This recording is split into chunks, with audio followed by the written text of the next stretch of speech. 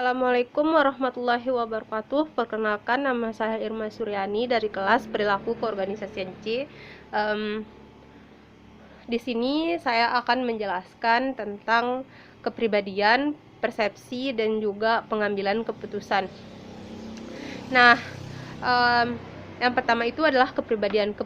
Kepribadian menurut Gordon Allport adalah organisasi dinamik dalam individu dalam sistem psikologis yang menentukan penyesuaian uniknya terhadap lingkungannya. Nah, menurut Robbins, kepribadian adalah jumlah total cara individu bereaksi dan berinteraksi dengan yang lainnya. Selanjutnya adalah faktor yang menentukan kepribadian. Nah, faktor yang pertama itu adalah keturunan. Misalnya nih, ada orang yang berasal dari keluarga yang lembut dan sebaliknya, otomatis orang ini itu akan berperilaku seperti ayah, ibu, nenek, kakek, dan lain sebagainya. Contoh yang lainnya itu seperti masyarakat Tionghoa atau keturunan Tionghoa.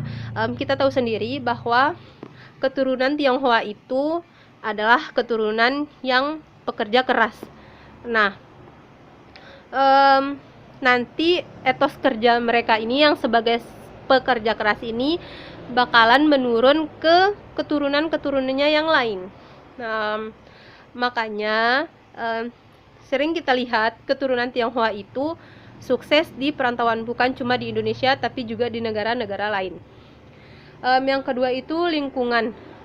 Nah, lingkungan itu contohnya seperti karyawan bekerja di suatu organisasi atau perusahaan yang selalu rapi, teratur, dan juga disiplin.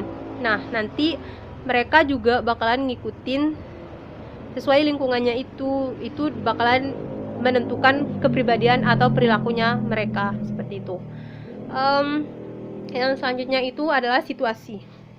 Situasi itu contohnya seorang karyawan itu lebih nyaman bekerja dengan atasan yang memiliki kepribadian yang sama dengan mereka gitu.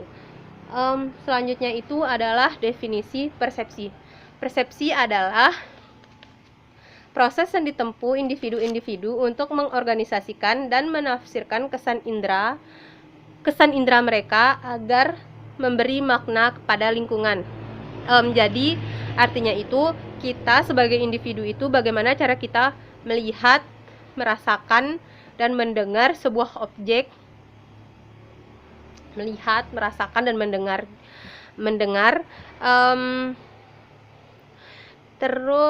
Lalu setelah kita rasakan, mendengar, dan lain sebagainya itu kita akan menginterpretasikannya seperti itu. Persepsi setiap orang itu berbeda-beda. Selanjutnya adalah contoh persepsi. Nah, contoh persepsi itu adalah misalnya ada dua orang yang dihadapkan dengan satu objek. Nah, yang orang pertama itu berbeda persepsinya dengan orang yang kedua, padahal maksud dan makna dari yang mereka katakan, yang mereka interpretasikan, yang mereka jelaskan itu sama, seperti itu. Faktor yang mempengaruhi persepsi. Faktor yang mempengaruhi persepsi ini ada 3. Yang pertama itu adalah faktor pemersepsi. Faktor yang pemersepsi ini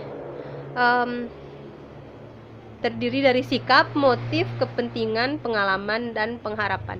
Nah, yang selanjutnya itu adalah faktor situasi. Faktor situasi ini yaitu waktu, keadaan, atau tempat kerja, dan keadaan sosial. Selanjutnya itu ada faktor target.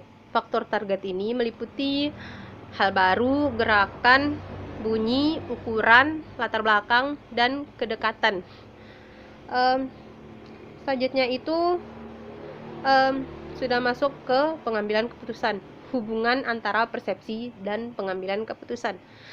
Hubungannya itu yaitu keputusan yang pertama, keputusan adalah pilihan yang dibuat dari 2 alternatif atau lebih. Nah, yang kedua itu masalah. Masalah adalah ketidaksesuaian antara perkara saat ini dan keadaan yang diinginkan. Yang ketiga, pembuatan keputusan muncul sebagai reaksi atas sebuah masalah. Yang keempat itu ada setiap keputusan membutuhkan interpretasi dan evaluasi informasi. Selanjutnya, yang kelima, persepsi setiap pengambilan keputusan tentu akan berbeda. Seperti yang saya jelaskan tadi, persepsi setiap orang itu berbeda-beda. Nah, yang terakhir itu adalah interpretasian ini bersifat individual, sehingga keputusan yang dihasilkan juga akan berbeda satu dengan yang lainnya. Selanjutnya ada pengambilan keputusan dalam sebuah organisasi. Yang pertama itu masalah, mereka mengidentifikasi masalahnya dulu. Masalah itu kan sudah dijelaskan tadi, ketidaksesuaian antara perkara saat ini dan keadaan yang diinginkan. Dan selanjutnya itu adalah model rasional atau rational decision making model.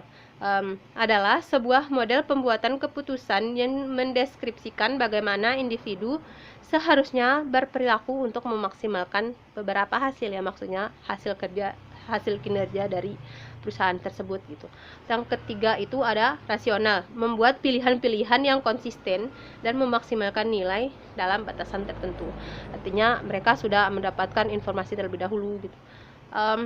Yang selanjutnya itu ada rasionalitas yang dibatasi atau bound rationality, yaitu membuat keputusan dengan membuat berbagai model sederhana yang menggali fitur dasar dari masalah tanpa mendapatkan semua kerumitannya. Yang terakhir itu intuisi, proses bawah sadar yang berasal dari pengalaman yang telah disaring. Seperti itu, jika ada pertanyaan boleh. Wassalamualaikum warahmatullahi wabarakatuh.